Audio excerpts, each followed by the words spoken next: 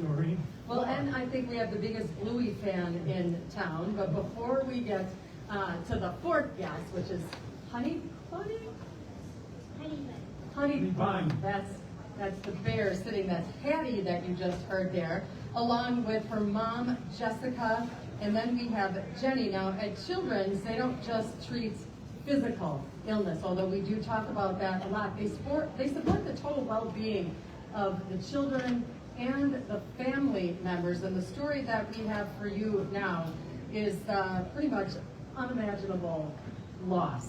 And to have a child deal with something like that is something that we don't want to think about, but unfortunately, sometimes the unthinkable happens, and the community support helps make this healing possible along with the grief services here at Children's. So why don't we start first talking to Mom Jessica, who is also an employee here at Children's in the neuroscience department. What is the story that brings you here to talk to us today? Hi, yes. So I do work in the neurosciences unit on West 7, and I was actually working the night that our really bad day of our life happened. I came home from work after working it was either 8 or 12 hour shift, and I got home and I found Hattie was still at home, and usually she's at school by then. And I had asked Hattie, why aren't you at school? Because my husband was always like really punctual. He's one who gets to places on time. That's not me. And she's like, well, I tried to wake Daddy up a couple of times, but he wouldn't wake up. And I was like, what? That's not like him. So I ran upstairs to check on him. And I knew immediately when I saw him, something wasn't right. And we had, like everyone does, I tried to slap him awake and everything. Nothing worked. I called 911, did CPR, and the paramedics showed up, the police came and everything. They tried for a little bit, and he had, we found out that he had a massive widowmaker heart attack is what they call it. So all 4 of his arteries were pretty well blocked, and there was no coming back from that one. So, and we didn't really know how long he was down either, because by the time I got home from work, it had been a while. So, what brings us here today is that after that happened, me and Hattie were looking for ways to help support our grief. And we have Hattie's pediatrician is also a children's hospital. And she had recommended looking into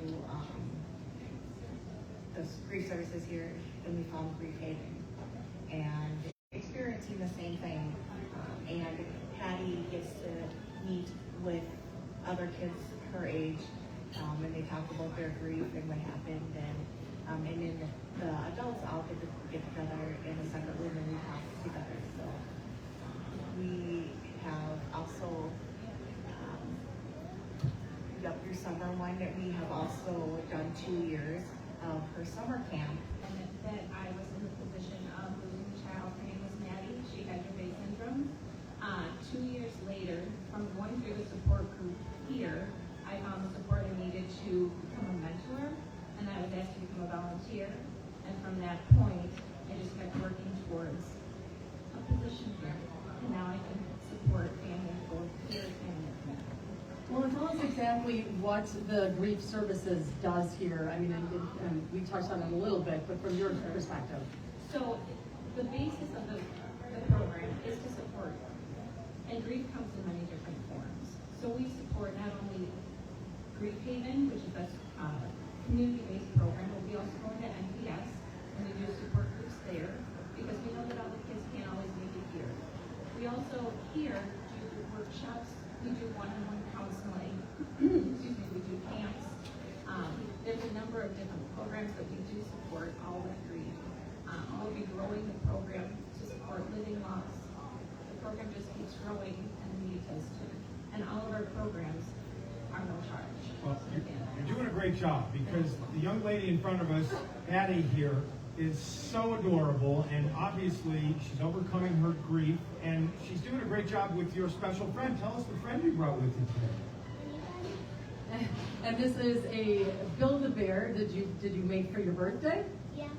And you guys are in matching Bluey, so you're both Bluey fans? Yep. And you just had your own birthday. Did you get any special gifts on May 1st? Trampoline. Oh, well, that's a big deal. Yeah, for sure. Let's keep her out of children's for anything that happens on the trampoline in the future. Well, it wasn't Okay. But it was your birthday present, Yeah. so, yeah. All right, and Well, of course. Now, you said that it's been 2 years you've gone through these 4 semesters of this. How has both of you, how has it turned around for you? I feel like I now feel like I can offer a lot of support now for others who are going through the same thing. When I go to these sessions too, now like at the beginning, I was more of like just taking a lot in, listening to everyone's story, and then getting a lot of advice, and then now I feel like I have so much experience with it that I feel like I have a lot of great advice to give as well, and I recommend Grief Haven to everybody who has taken the time. Me and Hattie actually did Camp Hope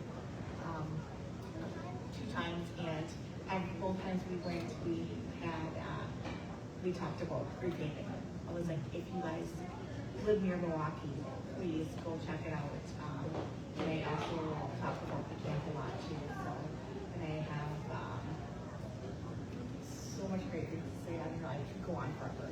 Well, and this is one of the programs at Children that is community funded as well, correct? So talk about how the donations are needed and what that helps do.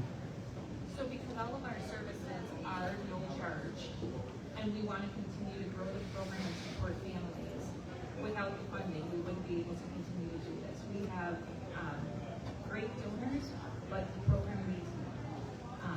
We support families all across the state, so a lot of our programming is either here or in other areas, but it's also hybrid. So the technology to keep everybody connected, it's a really helping people not feel alone and be able to get through.